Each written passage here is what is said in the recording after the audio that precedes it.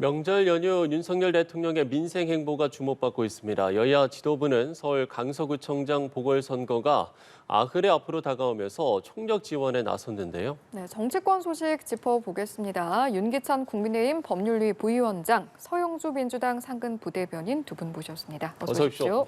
안녕하세요. 네. 자, 윤석열 대통령이 어제 국군의 날을 맞아서 군 장병들을 만나 격려를 했고요. 앞서서는 인천공항 화물터미널 근로자를 만났고 또 경찰 소방공무원도 만났습니다. 일단 이번 명절 행보에서 주목되는 부분이 있으신지요? 어떻게 평가를 하시겠습니까? 그래서 뉴욕에서 돌아온 게 23일 날인 걸로 알고 있는데 그 네. 이후부터 강행군을 하고 있거든요. 어쨌든 윤 대통령이 강조하는 것은 외교, 안보, 민생이 분리될 수 없다라는 겁니다. 그래서 민생보 따로 외교 따로 안보 따로가 아니고 뉴욕에서 오자마자 현장 시찰을 가는 것은 실제 현장 점검을 통해서 그런 민생과 외교 안보가 연관돼 있다는 것을 이제 보여주는 거라고 보고요. 사실 이 부분은 맞다고 봅니다. 기존에 보면 안보가 잘 돼야지 민생이 있는 거잖아요. 기본적인 민생의 그 좋은 팩터고요.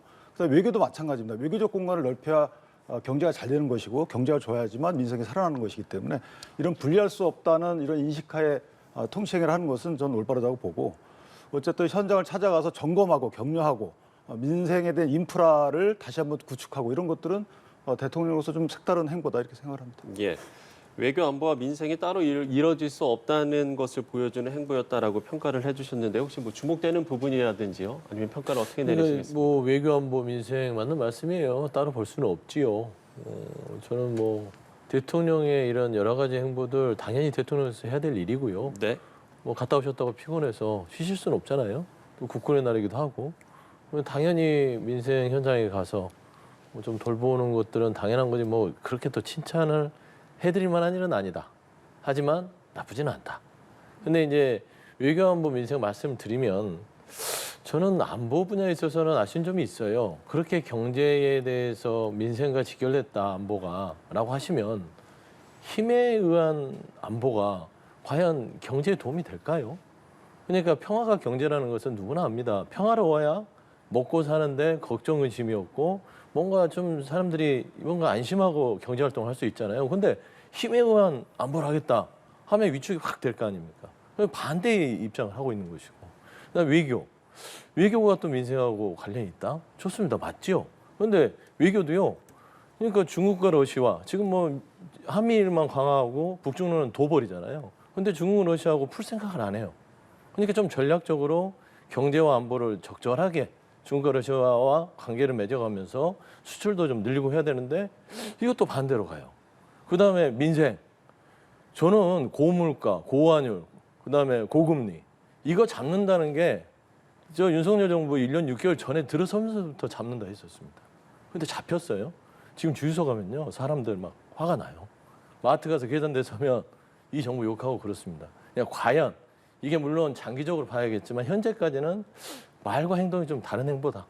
좀 이 정도로 박하게 좀 평가할 수밖에 없습니다. 제가 반론을 예. 보태서 말씀드리면 국민들 입장에서는 저렇게 생각하실 수 있어요. 그러니까 이게 물가를 잡는 게 아시다시피 어떤 정책으로 바로 잡히는 게 아니잖아요. 그러니까 얼마 이하로 다 가격 통제를 한 물가가 잡히는 거죠. 근데 그렇게 되는 건 아니고 이게 시장 가격이라는 게 수요와 공급에서 결정되는 거잖아요. 더군다나 우리나라 같은 경우에는 내수보다는 하여튼 외부와의 연결된 이 경제 구조를 갖고 있기 때문에 이 물가라는 게 잡기 어려워요. 물론 노력해야죠. 그런데 이 그러니까 민생에 따른 경제 민생, 이 경제 민생을 따른다면 이것은 사실 구조적인 부분도 없지 않아 있어요. 그러니까 아까 중국과 수출 문제 말씀하셨는데 중국이 자기네들한테 이익이 되면 그걸 규제하겠어요? 그건 아니거든요. 그러니까 여태까지 무역 구조가 바뀐 거죠. 중국 입장에서 보면 우리한테 중간재를 받아가지고 완성해서 미국에 팔아왔는데 이 기술이 발전하다 보니까 이게 필요 없어진 거예요. 그래서 중국 입장에서 우리한테 물건을 사는 이걸 줄여가는 거죠. 자, 이런 구조적인 변화가 상당히 있다는 거죠. 그리고 만약 그렇게 중국과의 교역 활성화에 관심이 많다 그러면 한 총리가 중국과 시진핑 만날 때 해임 건의안을 제출하면 안 되죠. 의결을 하셨잖아요. 그러니까 그런 식으로 앞뒤가 안 맞는 거고 또 하나는 이 안보 부분은 저는 사실 민주당도 같은 입장이라고 보는데 한미일 공조 이 부분은 이건 불가피한 거예요. 이거를 어떻게 바꿀 수가 없는 거거든요. 일단 선택의 문제이기 때문에 양쪽을 다 얻어갈 수는 없는 건 민주당도 알고 있는 거거든요. 거기에 이제 보완하라는 말씀 맞죠. 중국과의 외교 관계 러시아 외교 관계를 보완해가는 건 맞는데 그 시기적인 문제가 있는 것이고 지금 노력 중에 있는 것을 알고 있습니다. 한중일 정상회담도 추진하고 있는 것이고 따라서 이게 일반적으로 마치 선택을 잘못했다 이렇게 비판하면 그건 확실한 대안이 있는 거죠. 근데 저는 선택이 잘못됐다라고 민주당에서 얘기하지 않아요. 그러니까 한미일 공조 그거 맞는데 왜 러시아와 중국 소홀히해? 이런 거는 말이 안 되는 거, 앞뒤가 안 맞는 거예요. 러시아 중국의 어떤 예를 들어서 러시아 중국이 한국과의 관계 개선을 원하고 그쪽 노선으로 오는데도 불구하고 우리가 배척하는 게 아니거든요. 따라서 이런 부분은 조금 안 맞는 이런 비판이다. 저는 그렇게 판단합니다. 예. 지금 윤 대통령 행보 관련해서 윤기찬 부위원장께 발언 2번 들었기 때문에 저희가 균형 맞추는 의미에서 반박의 기회를 드리겠습니다. 뭐 반박까지는 아니는데요. 현실이에요. 국민들은 지금 이제 거창하게 대통령이 행보하고 외교관 멋있잖아요. 멋은 다 부려요. 안보 힘 있는 국방력으로 뭐 북한의 어떤 도발을 억누르겠습니다. 멋있잖아요. 현실은 국민들은요 멋있는 거 원치 않습니다. 먹고 사는 부분들이 좀 편안해야 되고요. 마음 편하게 좀 경제 활동할 수 있어야 되고요. 주유소 가면 좀 어제보다 싼 기름값을 원하고요.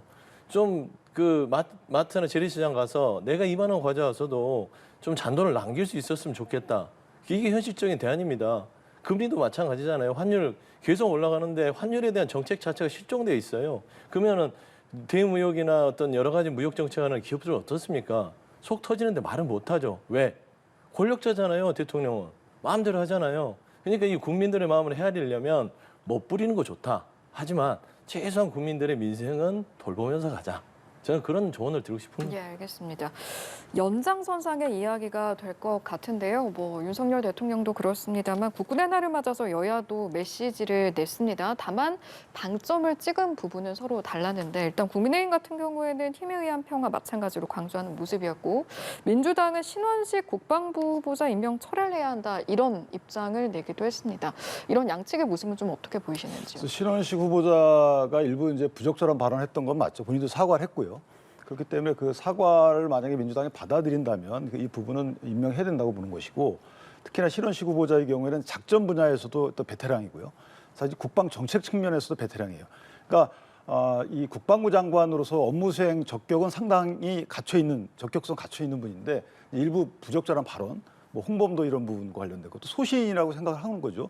그래서 대통령의 군면제 발언도 그것도 소신이라고 발언하는 거기 때문에 저는 개인적으로 이게 국방부 장관의 업무 수행 능력과는 관련이 없다라고 보고 특히나 말씀하신 대로 이렇게 엄중한 시기라 그러면 국방부 장관에 대해서 얼른 임명해 주는 게 맞다, 동의해 주는 게 맞다라고 생각을 합니다. 다만 이제 힘에 의한 평화라는 것은 지금은 국제 정세예요. 왜냐하면 이게 평화라는 게 불안한 평화는 평화가 아니에요. 국민들이 평화로운 상황인데 이게 사실은 불안한 평화로운 상황이면 북핵은 막 고도화되고 있는데 이게 평화롭습니까? 전쟁이 안 난다고 해서 평화롭습니까? 대한민국 국민이 서해 앞바다에서 총살당하는데 이게 평화롭습니까? 대한민국 자산이 뭐 그 폭파당하는데 평화로운 거 아니잖아요. 전쟁이 없다, 총격전이 없다 평화로운 게 아니거든요. 그러니까 이런 불안한 평화는 이 평화가 아니다.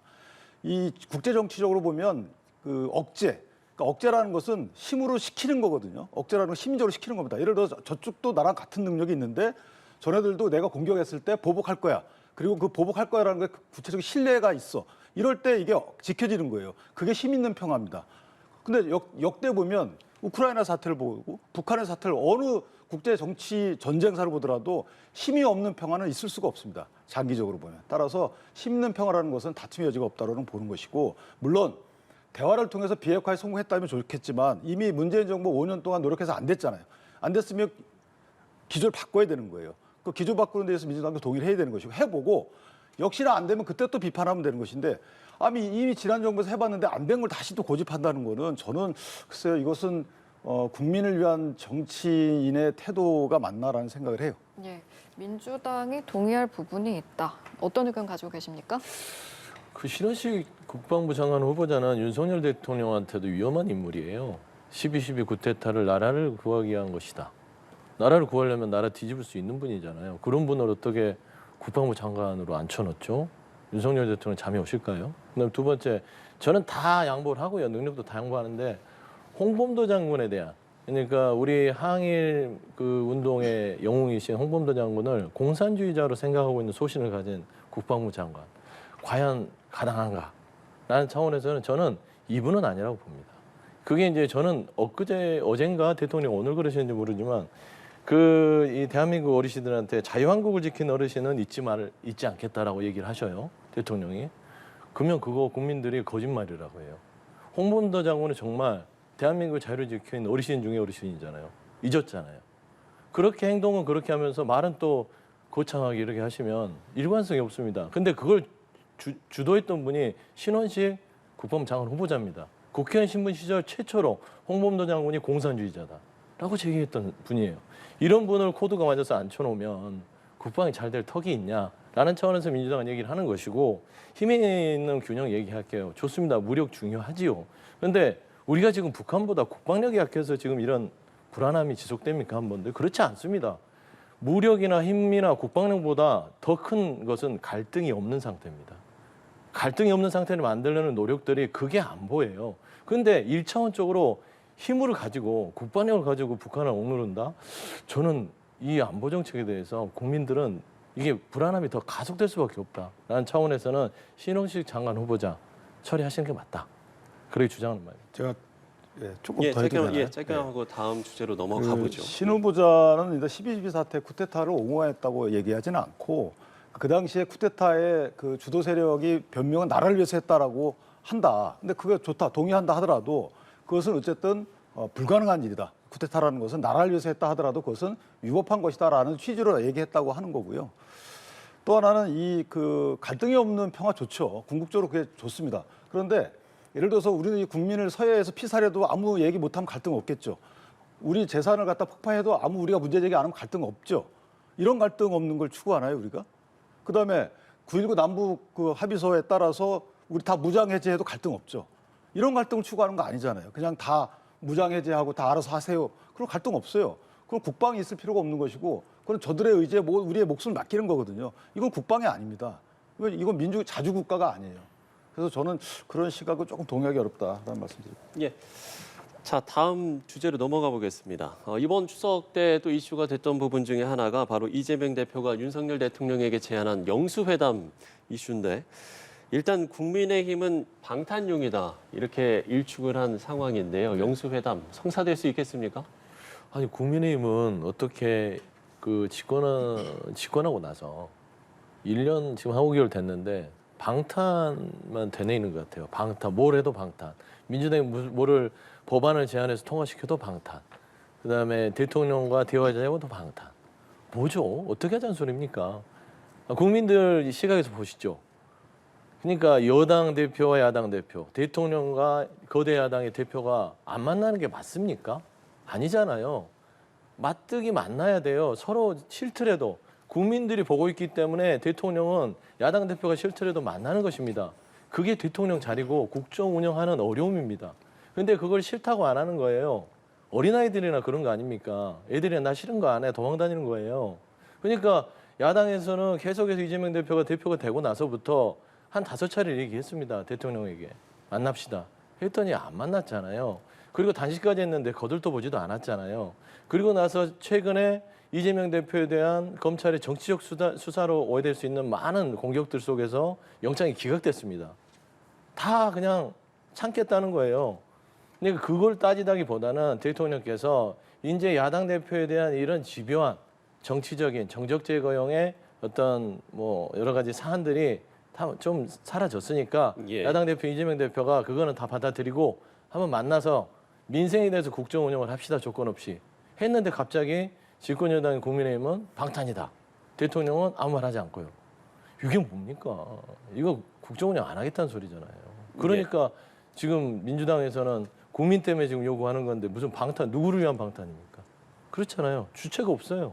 저는 그런 말에서는 좀 이제 좀 정신 좀 차리고 국민 좀 돌보자. 그런 말씀 드립니다. 예. 여러 차례 이야기를 했던 부분이고 이제는 대화의 필요성이 있다 이렇게 이야기를 하는 건데요. 아니 1대1로 굳이 만날 이유가 뭔지를 들었으면 좋겠어요. 예를 들어서 대통령실이 회담 안 하겠다는 거 아니잖아요. 이게 여야 대표와 회담하겠다고 몇 차례 얘기를 했어요. 그런데 그때마다 이재명 대표가 그건 아니다. 1대1로 만나자라고 말씀하시거든요. 심지어는 올 초인가에 봄인가 김진표 국회의장이 여야 대표 같이 대통령 국회로 오고 회담하자라고 제안했어요.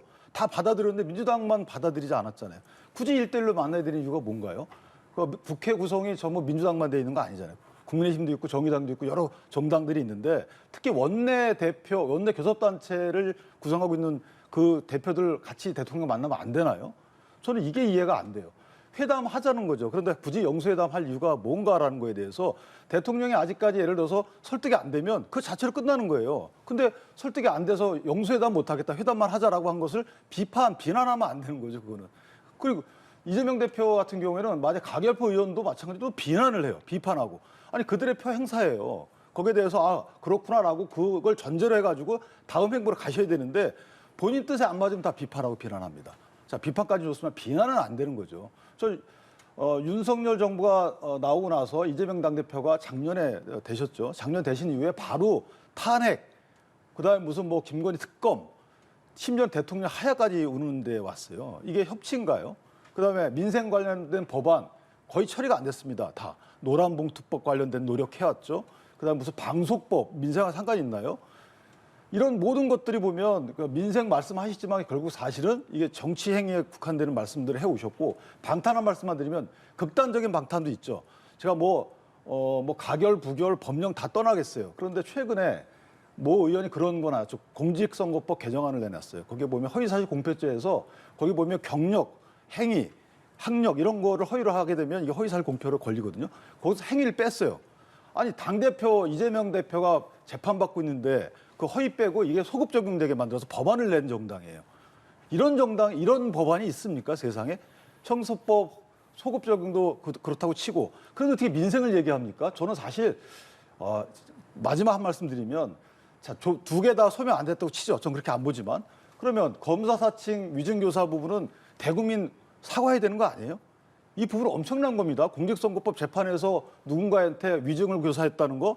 아 이거 왜 아무 사과도 없이 그렇게 소명됐는지 안 됐는지 갖고 싸우시는데 소명됐다고 법원이 판단했으면 거기에 대해서는 반응을 보이셔야 되는 거 아닌가요? 이런 상태에서 어떻게 대통령이 영수회담을 합니까? 어디 대국민 사과를 해요?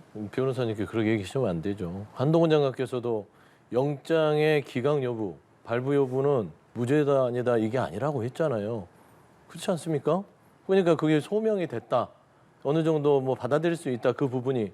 그러니까 그 정도의 수준인 거예요. 그걸 가지고 결론이 안 나는데 무슨 사과를 해요. 그건 말도 안 되는 소리죠. 대통령 보고 사과하랬기 때문에 얘기하는 대통령은요 거예요. 국정 운영 책임자입니다. 대통령께서 뭘 사과해야 되냐? 첫 번째, 후쿠시마 오염수 방언에 대해서 왜 일본 편을 들었는지. 두 번째, 홍범도 장관 이전 왜 묵인하셨고 그분을 신원식 장관 후보자를 안 쳤는지. 그다음에 최수근 상병에 대해서 그 죽음에 대해서 왜 상급자에 대한 지시를 수사만 시켰는지 너무나 차고 넘칩니다. 김건희 여사 왜 수사 안 하는지. 양평고속도로 차가 땅에 있는 것들은 대통령실이 개입했는지 너무나 차고 넘치지만 대통령은 침묵하잖아요. 당연히 사과를 그 정도는 주장할 수 있는 것이죠. 자, 알겠습니다. 어떻게 그 영장이 제가 하나만 그 말씀드릴게요. 하나 가지고 사과를 주장합니까? 추석이니까 제가 감사합니다. 조용히 예. 말씀드릴게요. 이게 대통령 사과의 말은 영장 기각과 관련돼서 대통령 사과 요구했기 때문에 제가 드린 말이에요. 예? 국정에 관련된 거 최종 책임자니까 사과 요구할 수 있겠죠. 하고 안 하고는 대통령의 생각이겠지만 그런데 아니 영장 기각에 대해서 왜 대통령 보고 사과하라고 하냐 이 말이에요. 대통령이 뭐 수사 지시했습니까? 대통령이 영장 치라고 뭐 했어요? 한동훈 장관이 수사지휘권 발동했어요? 네. 이 정도로 이야기 매듭 짓고요. 저희 이번엔 다음 주제로 넘어가 보죠. 아무래도 총선이 얼마 남지 않았다 보니까 지금 서울 강서구청장 보궐선거 굉장히 주목을 받고 있습니다.